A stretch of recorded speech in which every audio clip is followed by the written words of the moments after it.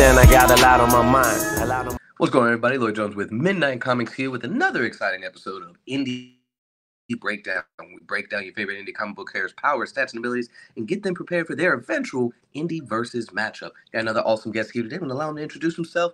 Come on up to the stage. How are we doing today, boss? How you doing today? My name is Alfred Page. I'm the creator of Chess, Pinpoint, and Blowtorch. Happy to be here and looking forward to talking to you this evening. Awesome. Again, thank you for coming on. And so, yeah, let's talk about it. Let's talk about Pinpoint. What is? Give me a brief inspiration behind the character, and then tell me what it is Pinpoint does. Well, Pinpoint is my character. Is my over-aggressive character of my team Chess, and he's a better part of the characters I like to write because his personality is really of a friend of mine that is an accurate personality when we was younger. Okay. So, of a friend of mine that used to just fight all the time, like always into something. I used to be like, "Yo, you gotta cut that out. We're gonna do something different." So when I started writing comic books in the early '90s, he used to act out the scenes for me. So he used to go and take. I used to take him in the backyard and act out. Roll around and stuff like that, and get him away from the fighting and the streets and stuff that we was into out there. So, through that, and that's how Pinpoint. That's why I like writing Pinpoint so much. And he's just really an over-aggressive character. His story is realistic to people that I know, but of course we added to the storyline for the comic book. But he's a fun character. He's over-aggressive. He's all attitude. He's action first, think second. No nonsense. And that's what makes him no nonsense. Yeah, it makes him a fun character to write because you can write him doing anything. You can write him. You can write him in any atmosphere. He loves to be the star of the show. Fair enough. So, real quick question. I know in the Pinpoint comic proper, we see a flashback. He's prior military, but what is he now? Is he CIA? Chess. What is Chess exactly, I guess? And then what is his position specifically within? Chess is a personal and gender strike team. Okay. That works for a person named Avery Davis. So they're not government. They're contracted. Okay. So Pinpoint used to be Army, Sniper Army. Now he's the gun maniac on the chess team. The gun maniac. The gun maniac, because his backstory is when he was younger, he's getting into trouble in Brooklyn, New York. He's from Brooklyn, New York. Okay. And his father was like, "Well, I want to take you out. I gotta get you off the streets." And so he started taking him to a shooting range every weekend. Better him shooting a gun at a shooting range than being in the streets doing it. And he got addicted to that. So every weekend as a kid, he got addicted to that. He's going to the shooting range, started training all the guns in the shooting range. And he got out of high school, went to the U.S. Army. He went to the U.S. Army, and of course that talent. Now he's talented with the guns. Grew, became a sniper, but he always had that attitude and the aggressive attitude, and that was kind of working against him. So when Avery is building the chess team, and he asked Pinpoint to join, it's a better position for him because now his aggression is a bonus than a negative. Okay. So with that being said, you said that basically from a young age he was going to the shooting range, stuff like that. What was that age range again, and how old is he now? I would say now in the pages he's in his maybe mid-20s, and and a shooting range. I would say began high school, so maybe like 15, something like that, somewhere around there. Okay. Yeah. Okay. So definitely no slouch. Good decade plus with it, and just had an obsession with it and got really good. So okay, we do see in those first pages of Pinpoint where he's being interrogated, he's getting tortured. Obviously, from what we saw in those first couple pages, he wasn't giving up no information. So definitely a durability feat. Can we talk a little bit more of what he can take? Because I'm assuming he is a normal guy, but just he's got that military background, he's got that battle experience. It really hardened. Life has hardened him to such a degree. What is kind of his upper limits of durability, I guess, in regards to, like, again, that interrogation scene? How much can he take?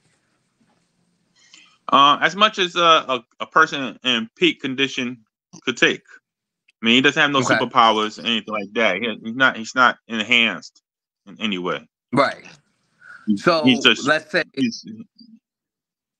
I'm sorry, I didn't mean to interrupt you there. Go ahead. Oh yeah. So he's not enhanced in any way. So, you know, the amount of pain can handle is the amount of pain that a person in peak physical condition can handle. Okay. Would we be able to compare? Well, you know, because, you know, if I'm going to bring a mainstream person up, a peak physical condition, you know, somebody that definitely come into conversation is someone like Batman, right?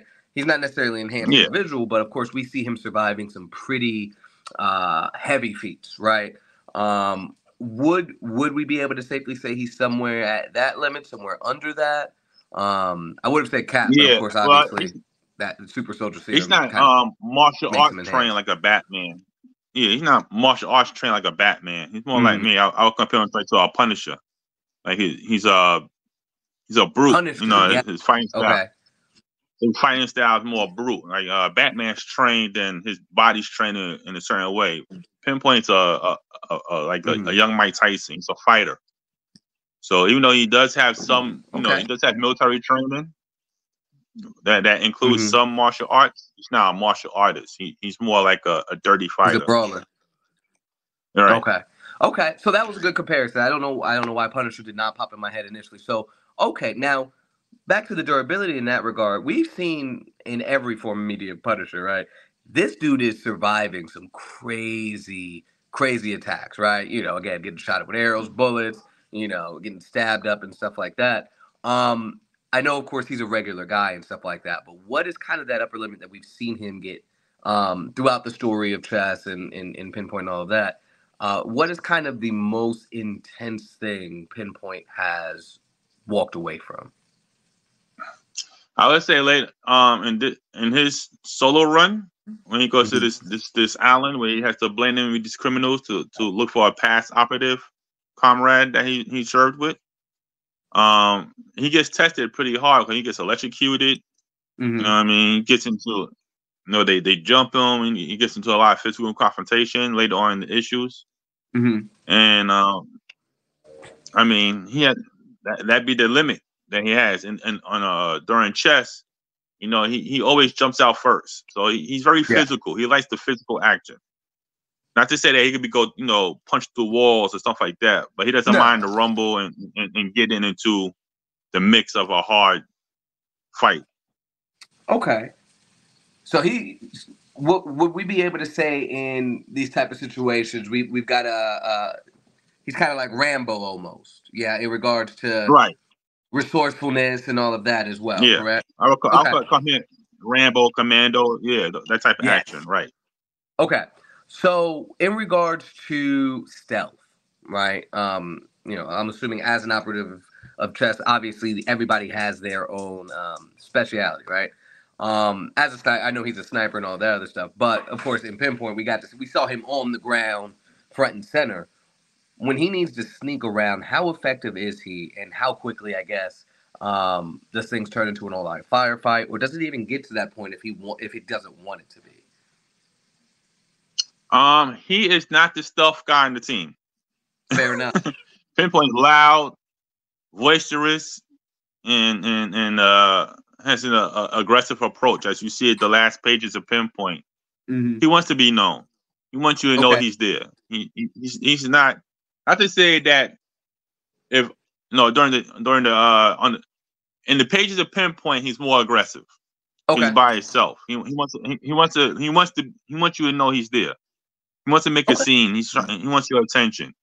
In the page of Chess, he's not as upfront because he's the sniper. So he's always in the distance. Like when he plays a role with the team, he plays a role. So, you know, his role in the team is to be in the distance. Okay. You know what I mean? He has somebody else that goes up front. You know, got other members that go up front.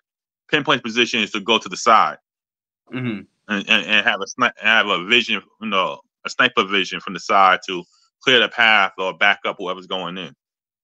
So Okay. during the team, he has a position by himself in his own series. He's no stealth. He's coming straight in the front door. Okay. Now, although he's boisterous like this, I'm curious to know. So obviously, we see what happens at Pinpoint. He's like he made himself known and all that other stuff. But we, of course, this is sort of a flashback midway through or partway through the story because we saw the results of his decision. Is him getting captured? Was that part of the plan to draw out the enemy, or was he not thinking ahead? Mm-hmm. And got him didn't expect to get captured or jumped or what have you. Yeah, getting captured was not part of his plan. Okay. Doesn't stop him from being over arrogant, but you know, he went to the island to sneak in, to blend in with the criminal element that's on this particular island to find his friend. Mm-hmm. But as you see later on, in issue 2 or issue 3, his friend's not really his friend no more. So that ends up getting him put into a position that you see in the flashback of the first issue. Okay. And so, So for that you have to, you know, go further into the story and see how that works out for him. But yeah, that the getting captured wasn't part of his plan. It just didn't change his attitude. okay. So, so he knows how to play both sides. Just when he's by himself, he's a little bit more reckless, and that's how he ended up getting captured. Now, although he's in this particular situation, he did seem very confident in getting out. So is he strong enough to rip through those restraints and basically just kind of just go full again Rambo Commando on these guys right after, or does he need time to go and recuperate and then jump back into the action?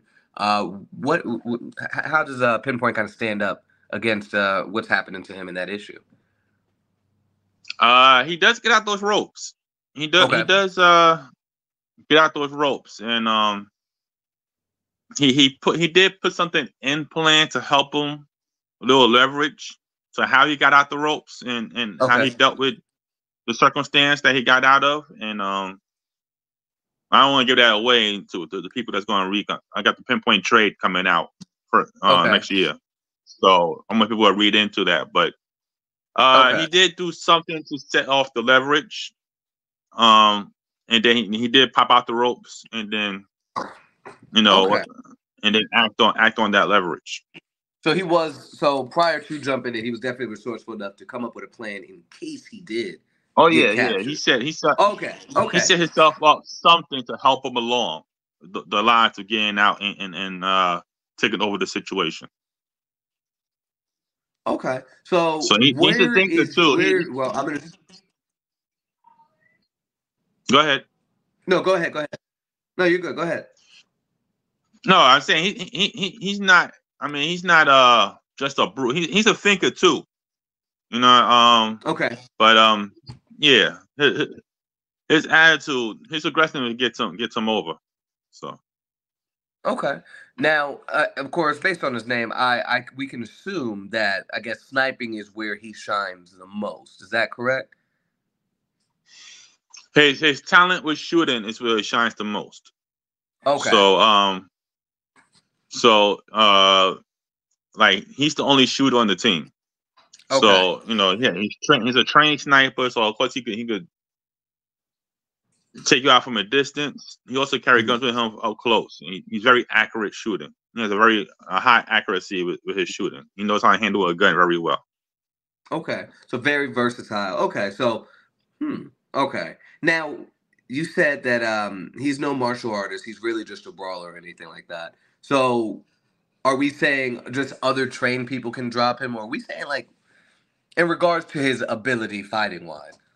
Regular people on the street with no prior training. We're not, gang members and the like, right? So obviously he's not fighting. No, I mean compared to the average person, he's more trained than the average person because he went through military training.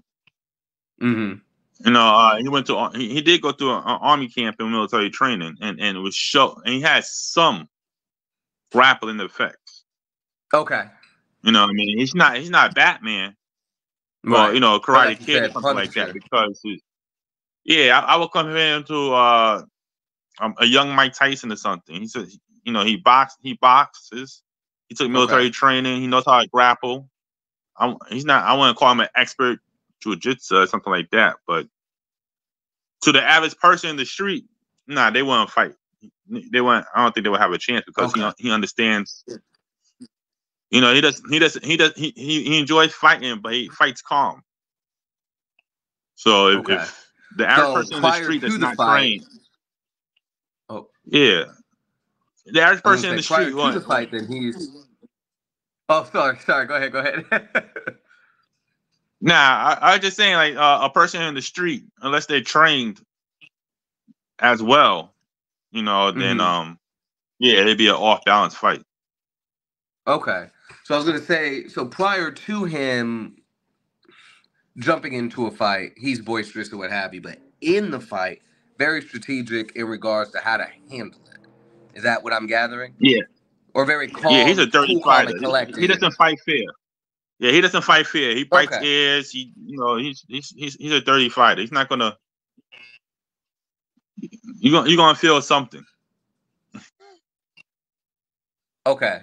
Yeah. Okay. So he's very aware of his surroundings and very resourceful in the middle of the fight. It isn't afraid to, like, if you're just doing straight hand to hand, there's a pipe sitting on the ground, he's gonna grab that and try to take you on, pretty much. Yeah. It's not gonna be a fair. It's no such thing as a fair fight with him. He's not gonna just say and throw hands. So next question is,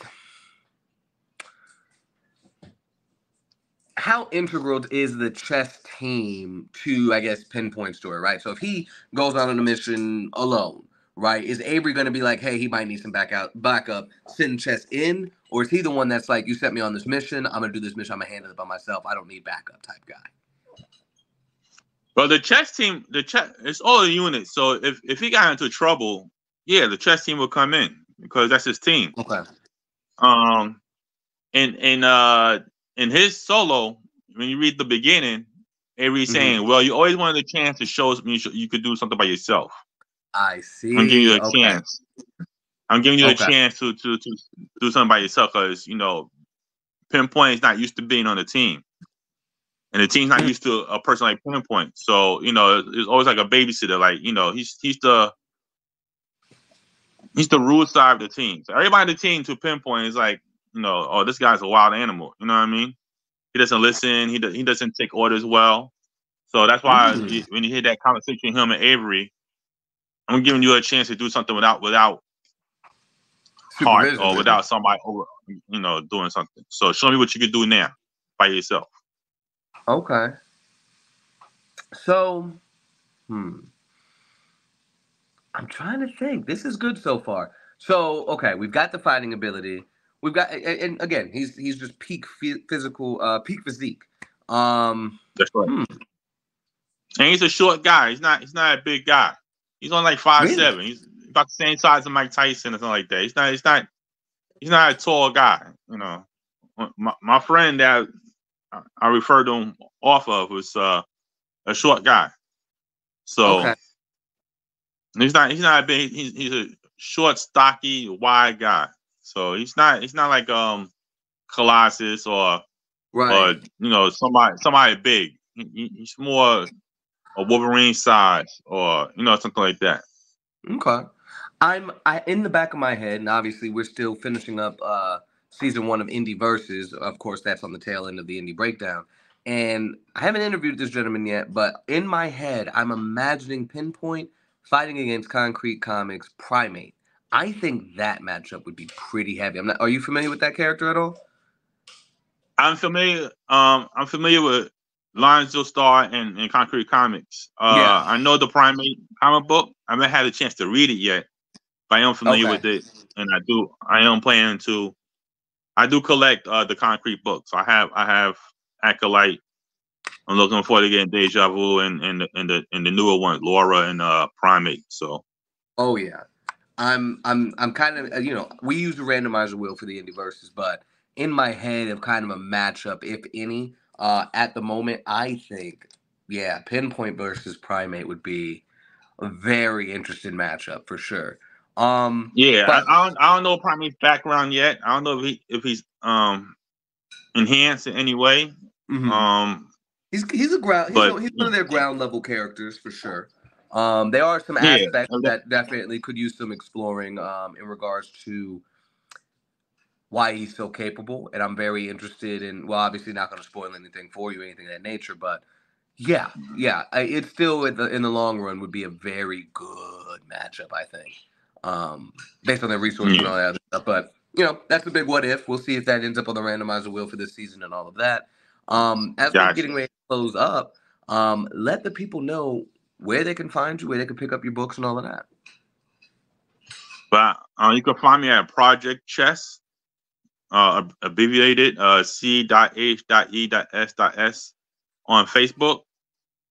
I have a current new comic book in previews right now called Blowtorch Bad Rose #2. You can look for that in previews. And the chess reprints are on Global Comics. And you're gonna just look for me in the future. I got a new comic book coming out next month, which will include Pinpoint, Blowtorch Pinpoint Aliens Passage, which is a one shot, which is an all-out action one shot. It's just the attitude of Pinpoint and Blowtorch, who is the calm character on the team, or strategic, or let me think this first, or whatever. It's the two opposite ends of the stick, and they get caught fighting this alien invasion together. But it's more about that. It's like the odd couple fighting an alien invasion. It's a more of a fun read, all action, and you get to see Pinpoint's personality and Blowtorch's personality clash. What makes it a fun read. So that's coming out next month. There's no backstory in that. That's just a one-shot action comic book. And that be in previews next month on Page One Comics. Okay. Oh, that's perfect. And and that one you're really going to get to feel how Pinpoint is. So you get a full disclosure of how her personality is in that one, because I let it all out. That's the whole point in the comic book. And those would be the places to look for me at. Previews next month. Blowtorch Pinpoint Aliens Passage, and Blowtorch Bad Rose #1 came out in the stores. Bad Rose #2 is in previews right now, and we got some new stuff coming up in the year. So always keep an eye out for that. Definitely noted. Again, thank you for coming on, talking about Pinpoint, and of course everybody that's watching, obviously, and listening. This has been another episode of Indie Breakdown. Definitely tune in and tune into the next episodes that we have coming out. Of course, this is going to be a weekly series. So definitely tune in so you can see who's coming in next week.